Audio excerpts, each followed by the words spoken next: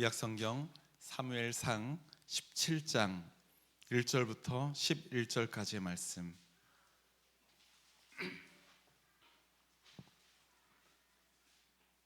구약성경 434페이지에 있는 사무엘상 17장 1절부터 11절까지의 말씀을 우리가 함께 한 목소리로 읽겠습니다.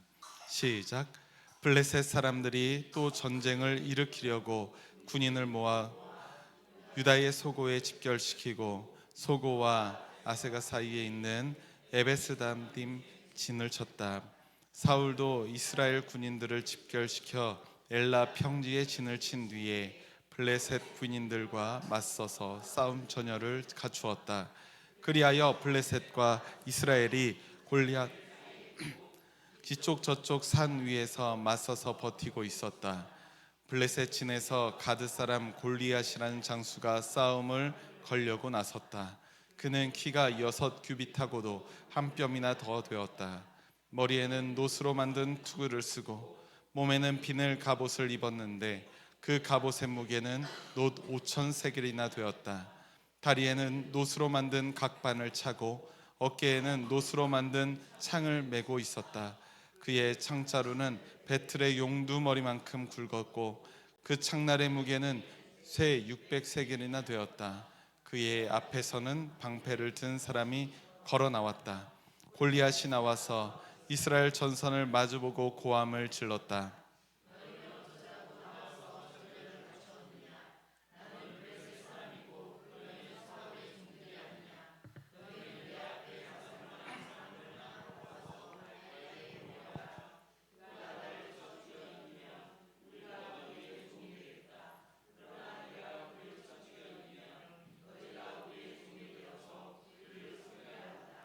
이 블레셋 사람이 다시 고함을 질렀다. 내가 오늘 이스라엘 군대를 이처럼 모욕하였으니 너희는 어서 나에게 한 사람을 보내어 나하고 맞붙어 싸우게 하여라. 사울과 온 이스라엘은 그 블레셋 사람이 하는 말을 듣고 몹시 놀라서 떨기만 하였다. 아멘. 아멘. 할렐루야. 할렐루야. 이제 장마철입니다. 아마도 예상하건대 사계절이 뚜렷한 우리나라 국민들이 가장 좋아하지 않는 시기 장마철이라는 생각이 듭니다. 저도 마찬가지로 꿉꿉하고 더운 이 장마철을 상당히 싫어해요.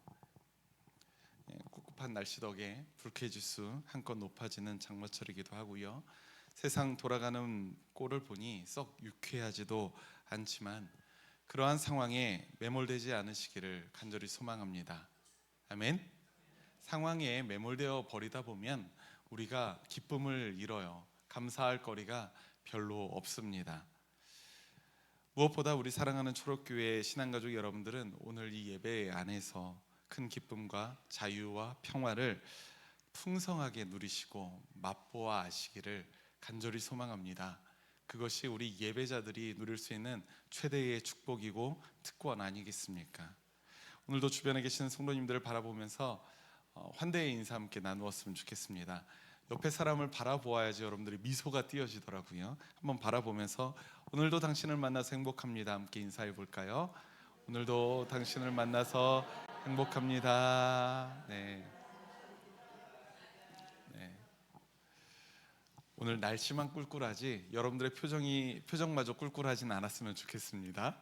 네, 지은미 성도님처럼 이렇게 활짝 눈 이렇게 달이 초승달이 되도록 웃으시면서 눈웃음을 저에게 주시면서 오늘 말씀 함께 여러분들의 마음속에 새겨 넣으셨으면 좋겠습니다. 요즘 매주 수요일 예배에 저녁 7시에 수요일 예배가 있는데요. 예배에서 신명기 말씀을 함께 보고 있습니다. 여러분들도 아시다시피 신명기 말씀은 모세오경에서 가장 끄트머리에 있는 성경이에요. 그러니까 창세기, 출애굽기, 레위기, 민수기, 신명기 여기가 5가지가 오경이라고 하고요. 그 다음으로 넘어가는 여호수아부터는 이제 또 다른 세대가 시작되는 이야기입니다. 이집트를 탈출한 이스라엘 백성들이 무려 40년 동안이나 광야를 돌고 돌아서 방황하고 방황해서 이제 곧 요단강을 건너 약속의 땅 가나안으로 입성하기 들어가기 직전의 상황입니다. 이제 넘어가기만 하면 돼요. 모든 게 다 정리되었습니다. 그 말씀이 바로 신명기 말씀이에요. 그러니까 엄밀하게 말하자면 신명기의 시점을 우리가 생각해 보면 가나안 땅에 들어간 건가요? 못 들어간 건가요? 엄밀하게 한번 생각해 보세요. 신명기의 특성을 한번 생각해 보십시오. 신명기 시점은 가나안 땅에 들어간 거예요? 안 들어간 거예요? 아직은 들어가지 않은 거죠. 아직은 요단강의 동편입니다. 요단강을 건너서 첫 번째 성 여리고 성과의 전투가 신명기가 끝난 이후에 나오거든요. 하지만 신기하게도 신명기의 말씀을 묵상하다 보면 하나님은 모세를 통해서 가나안 땅에서의 삶을 너무나도 확고하게 말씀하시는 장면을 우리가 아주 여러 차례 보게 됩니다. 너희들이 그 땅에서 길이 살 수 있도록 내가 너희를 도와줄게. 그렇게 될 거야 라는 것이 아니라 반드시 그렇게 될 것을 믿음으로 그 말씀이 선포되고 있어요. 그냥 그렇게 되도록 내가 도와줄게 정도가 아닙니다. 내가 어떻게 하더라도 너희들은 반드시 그곳에 언젠가는 들어가게 될 거야 라고 확고한 약속을 주신다는 거죠. 그리고 그 약속에 대해서 신실하신 하나님의 약속이라는 사실이기 때문에 그 약속의 말씀이 이스라엘 백성들에게 소망이 되는 것 아니겠습니까? 신명기 말씀을 계속 보면서 계속해서 반복되는 이야기 중에 하나가 이거예요. 출애굽 1세대들은 요단강을 건너지 못합니다. 그런데 이제 세대가 바뀌고 출애굽 2세대들이 이제 요단강을 건너서 약속의 땅으로 들어가게 된다는 거예요. 세대를 변화시켜서라도, 세대를 넘어가게 해서라도 하나님은 그 약속을 성취하시는 분이십니다. 물론 하나님과의 언약 관계에 있었던 이스라엘은 어땠나요? 마냥 하나님께 순종하는 백성이었나요? 그랬다면 이집트 땅을 벗어나서 한 달이 채 걸리지 않은 상태로 가나안 땅에 들어갈 수 있었을 겁니다. 그렇게 먼 곳이 아니에요. 그런데 무려 이들은 40년 동안이나 광야를 방황했었어요. 그 이유는 그들이 하나님과의 언약 관계에 있었지만 그의 합당한 삶을, 그의 합당한 순종을 보여주지 못했기 때문인 줄 믿습니다. 항상 하나님의 약속을 소망으로 붙들고 있지 못했어요. 광야를 방황할 때 반복해서 하나님을 반역했었습니다. 그러한 반역의 역사가 출애굽기, 레위기, 민수기, 신명기 말씀에 고스란히 담겨 있습니다. 여러분들은 언제 한번 시간이 되실 때에 그 출애굽기 이후부터 신명기 사이까지 광야에서 적혀 있었던 그 이야기들을 한번 꼼꼼히 한번 들여다보시기 바랍니다. 그 반역의 역사가 반복되고 하나님의 입장에서는 은혜의 역사가 반복되고 있어요. 시시각각 다가오던 두려움과 불안으로 그들의 눈이 가려집니다. 그래서 하나님의 약속과 소망을 그들이 믿음으로 보지 못하고 붙들지 못했기 때문에 그들은 언약 관계를 늘 합당하지 못하게 살아갔던 것입니다. 히브리서 11장 1절의 말씀에서 이렇게 말하죠. 믿음은 바라는 것들의 확신이요 보이지 않는 것들의 증거다. 약속이 이루어졌기 때문에 믿는 것이 아닙니다. 약속을 믿는다는 것은 약속을 성취된 것을 보고 믿는 게 아니에요. 약속이 이루어짐을 이미 본 것처럼 믿는 것입니다. 하나님은 우리 그리스도인들에게 그런 믿음을 요청하고 있다는 사실을 여러분들 기억하시기 바랍니다. 하나님께서 여러분들에게 하나님의 나라를 주겠다, 오게 하겠다, 풍성한 삶을 누리게 하겠다 약속하시는데 그 약속을 우리는 마치 본 것처럼 믿는 거예요. 그냥 기대랑은 좀 다른 겁니다. 지난주에 우리가 주님의 영이 떠나간 사울에게서 주님의 영으로 늘 감동되었던 다윗으로 하나님이 세우신 이스라엘의 왕권이 넘어가는 장면을 우리가 보았었죠. 하나님께서 사용하시는 사람은 결국 성령의 능력을 힘입어서 구체적인 삶의 열매를 맺어가는 사람이라는 사실입니다. 그 사람이 바로 다윗이었고요. 이제 다윗이 이스라엘의 왕으로 약속되었습니다. 하나님께 보냄을 받은 사무엘 선지자에게 다윗이 기름 부음을 받게 되는 것이죠. 성령의 감동을 잊기 시작한 것, 그것은 하나님이 다윗에게 하신 하나님의 약속의 증거입니다. 자, 그렇다면 다윗이 이제 기름 부음도 받았어요. 그리고 하나님의 영으로 충만한 사람이 되었습니다. 그러면 이제 이미 이스라엘의 왕이 된 것인가요? 이제 이미 사울 왕은 무너지고 다윗 왕이 세워진 것인가요? 그렇게 믿고 소망할 수는 있겠지만 실상은 여전히 다윗은 들판에서 양이나 돌보고 있는 목동에 불과했었습니다. 한 뼘도 삶이 바뀌진 않았어요. 약속은 있지만 그는 일상의 삶을 살아가고 있었다는 겁니다. 이스라엘의 왕은 변함없이 사울 왕이었습니다. 하지만 분명한 것이 있습니다. 이제 다윗은 이전과는 다른 존재가 되었다는 겁니다. 하나님께서 자신을 이스라엘의 왕으로 세우실 것이고 자신과 함께 하실 것임을 자각한 존재로, 그 약속을 믿는 존재로 이제 살아가게 되는 거예요. 우리 그리스도인들의 삶이 바로 그런 것입니다. 우리는 세상 사람들과 다릅니까? 여러분들 직장생활 안 해요? 사회생활 안 해요? 사람들 안 만납니까? 산속에만 머물러 있습니까? 기도만 합니까? 말씀만 봅니까? 아니요. 우리들도 세상 사람들과 거의 유사하게 일상의 삶을 살아갑니다.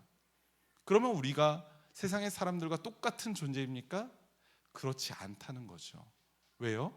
우리는 하나님의 나라를 우리에게 약속하신 것을 알고 있기 때문에, 믿고 있기 때문에, 그 약속을 믿는 믿음이 우리에게 자각되어 있다는 것이 다른 것입니다. 다윗의 삶은 그렇게 달라진 거예요. 여전히 목동이었지만 그는 이제는 그 약속을 믿는 믿음으로 살아가게 되는 것입니다. 그리고 오늘 본문의 말씀이 이어서 벌어지게 됩니다. 이 이야기는 너무나도 유명한 이야기이죠. 다윗과 골리앗이라는 제목으로 남녀노소 모두에게 익히 알려져 있는 이야기입니다. 그런데 제가 오늘 아이들에게 말씀을 전하면서 어린이부에서의 제목은 이 제목이 아니었습니다. 오늘 우리의 제목 한번 읽어볼까요? 시작. 골리앗이 아닌 다윗처럼인데 이 제목에는 불분명합니다. 어린이들 말씀의 제목은 뭐냐면 골리앗과 다윗이었습니다. 여기에 제 숨은 의도가 있어요. 뭘까요? 오늘의 주인공은 누구입니까? 다윗이 아니라는 거예요. 다윗 얘기는 아주 짧게 할 거고요. 오늘 주인공은 골리앗입니다. 당시 사울 왕이 이끌고 있던 이스라엘 군대는 엘라 평지에 진을 치고 블레셋과 대치 중이었습니다. 3절 말씀을 보니까 골짜기를 사이에 두고 이쪽 저쪽 산 위에 이스라엘과 블레셋이 맞서고 있는 것입니다. 어느 하나가 쉽사리 쳐들어가기가 어려운 형국이었어요. 그렇게 맞서고 있을 때에 블레셋 군대에서는 골리앗이라는 한 사람을 내세워서 이스라엘 군대의 사기를 저하시키는 전략을 사용하고 있었습니다. 본문 말씀에서는 가드 사람 골리앗의 외형이 소개되어 있죠. 그 외형을 한번 보십시오. 4절부터 4절 이하의 말씀에 나오는데 골리앗의 키가 얼마나 됩니까? 6규빗 하고도 한 뼘이 더 된다고 합니다. 우리가 잘 모르는 단위죠. 우리에게 익숙한 단위로 환산하자면 약 2m 90 정도가 된다고 하더라고요. 그러니까 골리앗의 키가 3m에 육박한 거예요. 그리고 압도적인 덩치였습니다. 그런 사람이 고함을 지르고 이스라엘의 하나님을 모욕을 하니까 이스라엘 군대의 사기가 땅바닥까지 떨어지게 됩니다. 옛날에 황산벌이라는 영화를 한번 보신 적 있으십니까? 이준익 감독의 영화고, 이준익 감독이 늘 이렇게 진중한 영화를 만드는 사람이 아니라 황산벌과 같은 재밌는 영화도 만드는 분인데요. 그 영화를 보면 자, 여기가 신라고 여기가 백제라고 한다면 어떻게 싸워요?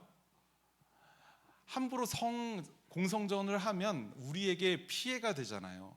그러니까 먼저 사기 저하를 위한 전략을 가지고 신라는 지역이 어디입니까? 오늘날의 경상도 지역이죠. 여기는 백제는 전라도와 충청도 지역이잖아요. 서로 지방의 욕으로 굉장히 명장면입니다. 여러분들 꼭 한번 보십시오. 여러분 배꼽 빠지게 웃을 수도 있는 재밌는 장면이에요. 경상도 욕으로 백제를 공격하고 전라도 욕으로 신라를 공격하고 이러한 장면이 아주 우스꽝스럽게 기록되어 있는데 아주 유사한 거예요. 골리앗이 나와서 큰 소리 뻥뻥 칩니다. 고함을 지르고 이스라엘과 이스라엘의 하나님을 모욕합니다. 그러한 상황이에요. 그런데 그 상황에서 이스라엘은 어떨까요? 신라가 백제에게, 백제가 신라에게 욕을 한 것처럼 이스라엘도 나아가서 골리앗에게 고함을 질렀을까요? 그렇지 않습니다. 11절 말씀을 보니까 사울과 온 이스라엘 사람들이 어떻게 합니까? 몹시 놀라서 떨기만 했고요.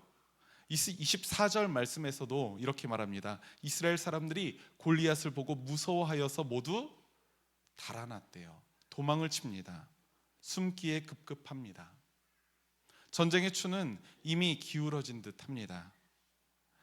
하지만 하나님의 약속을 신뢰하며 성취를 기다리며 살아가고 있었던 한 사람 다윗이 이스라엘 진영에 나타나죠. 그리고 살아계신 하나님을 섬기는 이스라엘 군인들을 모욕하는 그 골리앗의 모습에 분노하고 골리앗과 싸우겠다고 선언합니다. 다윗의 이러한 모습을 보곤 큰 형이 이렇게 말해요. 28절 말씀에서 이렇게 다윗에게 소리칩니다. 이 건방지고 고집센 녀석아. 성경에 이렇게 아주 원색적인 이야기가 많이 나오지 않는데 이 건방지고 고집센 녀석아, 정신 좀 차려라. 네가 될성 싶으냐? 라는 거겠죠. 엘리야뿐만 아니라 모든 이스라엘 군인들이 아마 똑같이 생각했을 겁니다. 붙어봤자 승부가 뻔한데 이 작은 녀석은 큰 소리만 친다고 생각을 했을 겁니다. 건방지고 교만하고 고집센 이 별 볼 일 없는 녀석이라고 판단했을 거예요. 다윗을 말이죠. 하지만 다윗의 관점으로 이 일을 한번 여러분들 생각해 보십시오. 다윗이 이렇게 말한 것은 근거가 없는 건방짐인가요? 아니면 근거가 있는 자신감인가요? 함께 사무엘상 17장 37절 말씀 함께 읽겠습니다. 37절 시작. 다윗은 말을 계속하였다. 사자의 발톱이나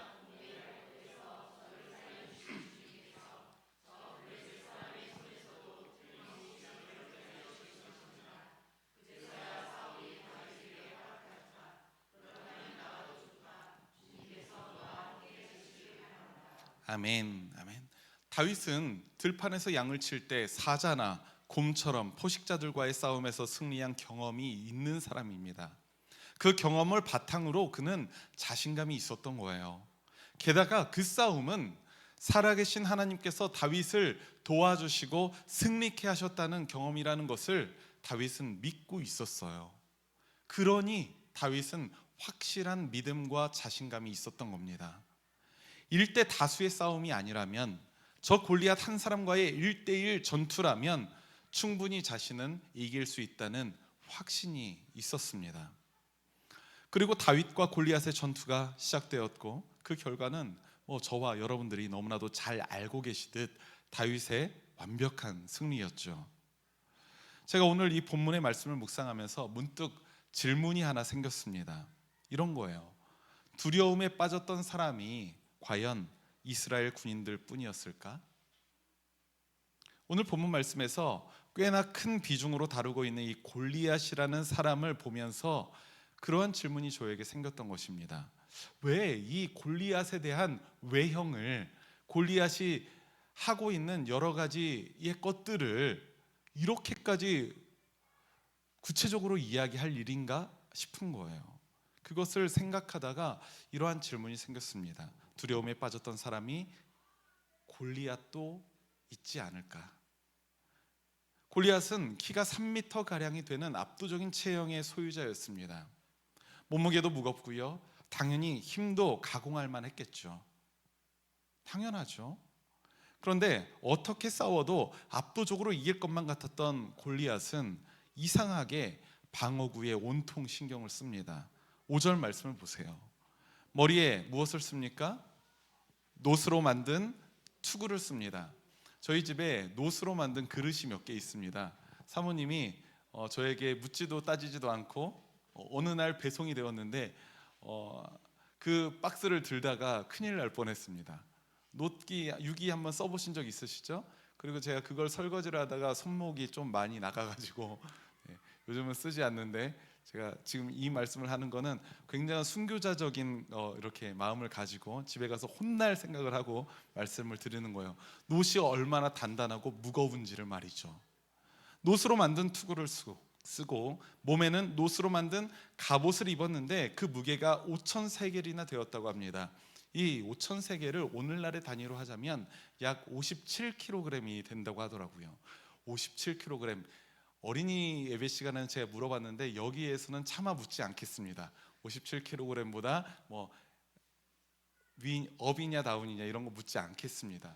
어쨌든 거의 사람 한 명분의 무게가 갑옷으로만 되어 있는 거예요. 투구나 다른 것 빼고서도 말이죠. 그리고 다리에도 역시 노스로 만든 보호대인 각반을 착용하고 있습니다. 그러니까 머리끝부터 발끝까지 모두 그 단단하고 무거운 노스로 방어하고 있다는 거예요. 게다가 놀라운 것은 7절 말씀을 보니까 어때요? 골리앗이 앞으로 나아갈 때에 그쯤 하면 될 것 같은데 자신이 앞으로 나가지 않습니다. 그의 앞에 또 다른 사람이 있어요. 그 사람은 어떻게 하고 있습니까? 무엇을 갖고 있죠? 7절 말씀에 보면 맞아요. 다른 사람이 방패를 들고 골리앗을 막아서고 있습니다. 자기 자신을 보호하는 방어구를 착용하고서라도 다른 사람을 방패막이로 세워두고 있는 것입니다. 생각해 보십시오. 이거 참 이상하지 않습니까? 전투에서 확고한 자신감을 갖고 있는 사람은 방어구에 신경을 쓰지 않을 것입니다. 오히려 전투를 길게 끌고 싶지 않아서 아마 그 시간에 칼을 갈고 있을 거예요. 창을 갈고 있을 겁니다. 무기 연습을 하고 있을 거예요. 갑옷을 던져버리고 목동에 지팡이와 물맷돌만을 들고 전투에 나아갔던 그 다윗처럼 말이죠. 다윗은 두려움이 없었습니다. 하지만 골리앗 내면에는 두려움이 싹트고 있었다는 겁니다. 다시 질문 한번 던져보세요. 이 사건에서 두려움에 빠진 사람은 이스라엘 군인들 뿐이었을까? 저는 이스라엘 앞에서 큰 소리 뻥뻥 치던 이 골리앗에게도 동일한 두려움을 보게 되는 것입니다. 우리가 살아가면서 두려움에 빠진 수많은 사람들과의 만남을 한번 생각해 보십시오. 여러분들 분명히 그런 사람들 만나본 적 있을 겁니다.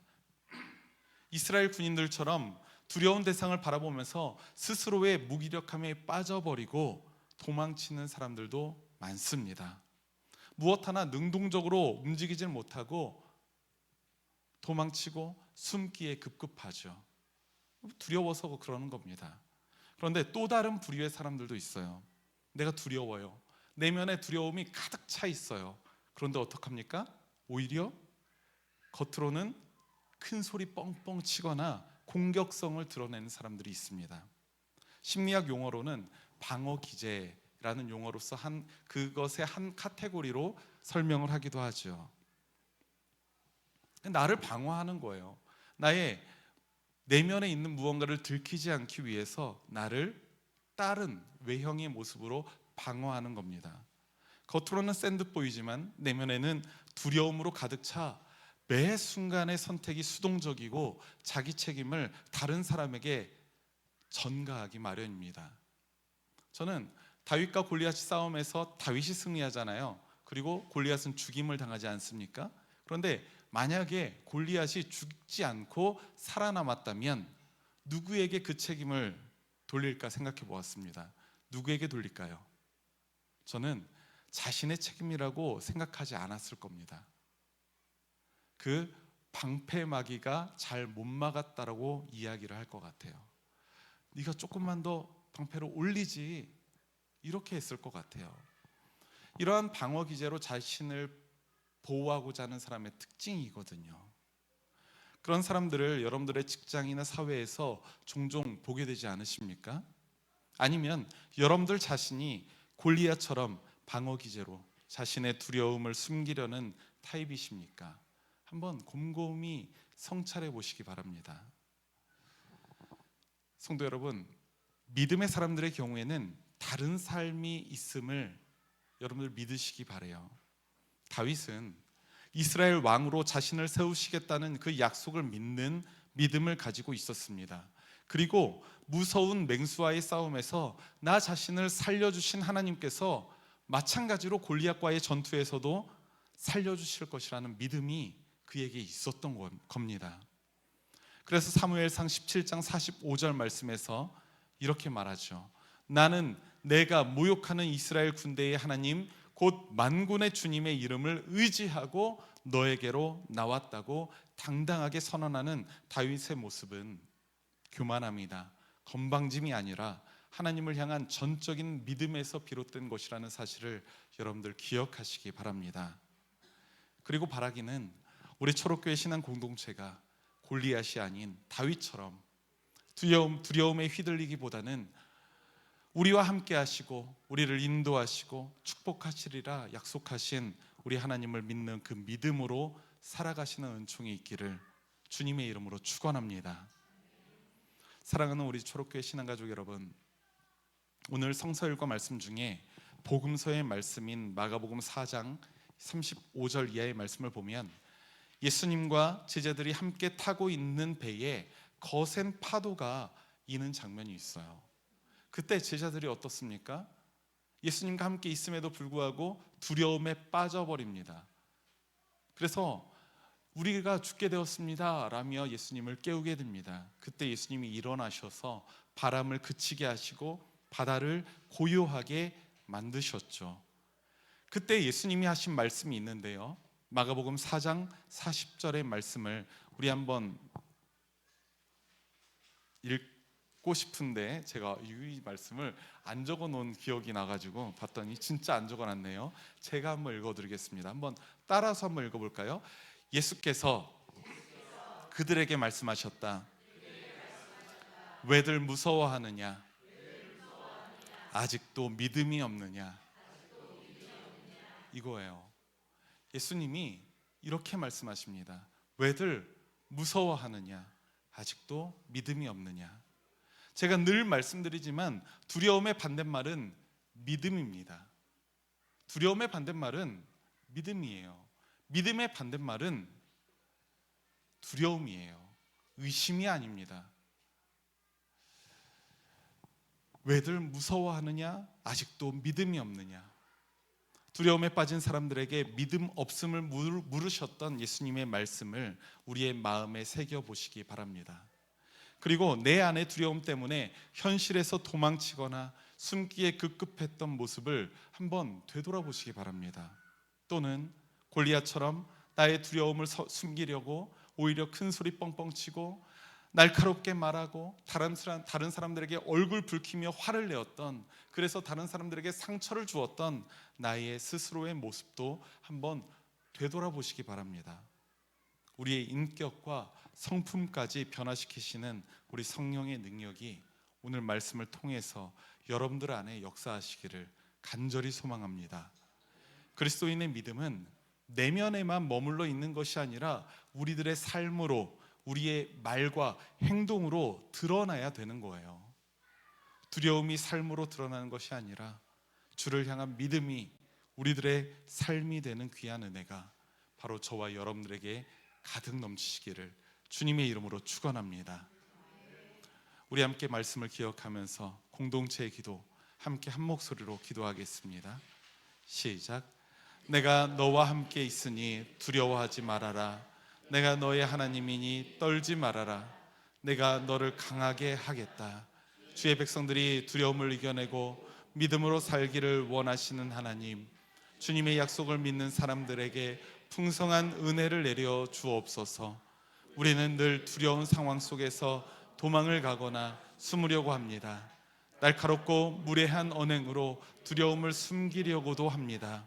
이렇게 나약한 우리의 모습을 회개합니다. 이제 우리에게 담대하게 살아갈 믿음을 주옵소서. 하나님을 의지하는 믿음이 능력이 되어 세상 속에서 승리하게 하옵소서. 감사드리오며 예수 그리스도의 이름으로 기도합니다. 아멘.